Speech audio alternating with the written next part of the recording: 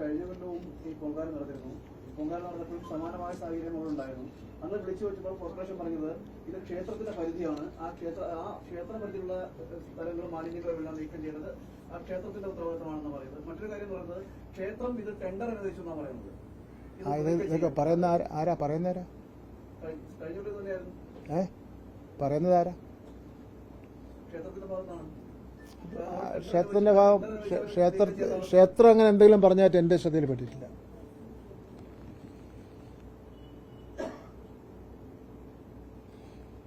ഈ അമ്പലത്തിന് ചുറ്റും ഞാൻ ആ കഴിഞ്ഞ വർഷത്തിൽ അങ്ങ് ഓർമ്മിച്ച് വെച്ചിരിക്കുന്ന പോലെ ഞാൻ കഴിഞ്ഞ വർഷത്തെ പൊങ്കാലയുടെ കാര്യങ്ങൾ ഞാൻ ഓർമ്മിച്ച് വെച്ചിട്ടില്ല. അതുകൊണ്ട് എനിക്ക് പറയാൻ കഴിയില്ല.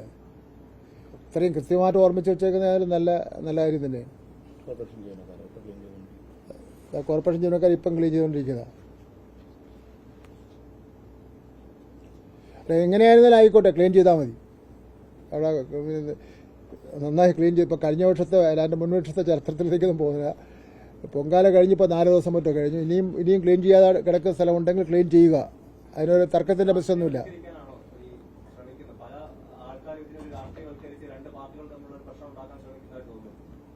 അങ്ങനെ ഒരു രാഷ്ട്രീയവൽക്കരിക്കുന്നതിൻ്റെ കാര്യമൊന്നുമില്ലല്ലോ.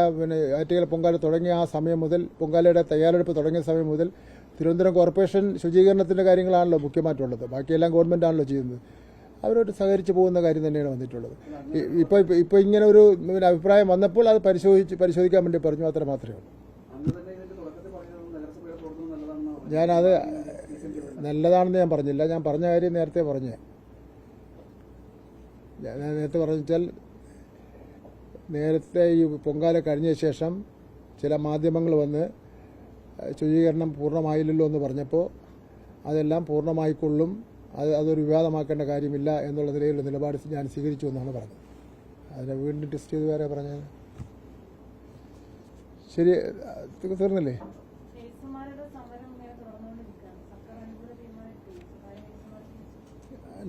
നഴ്സുമാർക്ക് മിനിമം വേതനം അനുവദിക്കേണ്ടതാണ്.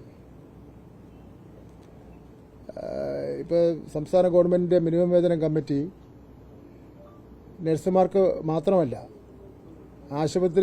സ്വകാര്യ ആശുപത്രി ജീവനക്കാർക്കാകെ തന്നെ അവരുടെ ഓരോ ജോലിക്കും കൊടുക്കേണ്ട ശമ്പളത്തെ സംബന്ധിച്ചിടത്തോളം, മിനിമം വേതനത്തെ സംബന്ധിച്ചിടത്തോളം തീരുമാനം എടുത്തിട്ടുണ്ട്. ആ തീരുമാനം ഇന്നിപ്പോൾ ഇന്നോ നാളെയോ ഗവൺമെൻറ് ഉത്തരവായി ഇറക്കുന്നതാണ്. പക്ഷേ ഇത് കോടതിയിൽ ചെന്ന് മാനേജ്മെൻറ്റ് ചോദ്യം ചെയ്യുകയാണ്. സെക്രട്ടേറിയറ്റിലെ സമരം ഏതാണ്ട് ഗവൺമെൻറ് ആനുകൂല്യങ്ങൾ കൊടുക്കണമെന്നുള്ള മട്ടിലാണ്. അത് തെറ്റായ രീതിയാണ്.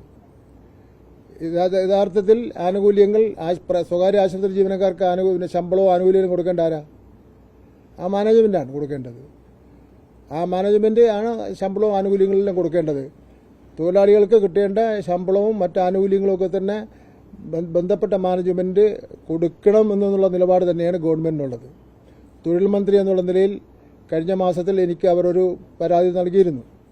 ആ പരാതി ലേബർ കമ്മീഷണർക്ക് ഞാൻ നൽകി. 2 കൂട്ടരെയും വിളിച്ച് ചർച്ച ചെയ്യാൻ വേണ്ടി പറഞ്ഞു. 2 കൂട്ടരും ചർച്ചയ്ക്ക് വേണ്ടി വന്നിട്ടില്ല.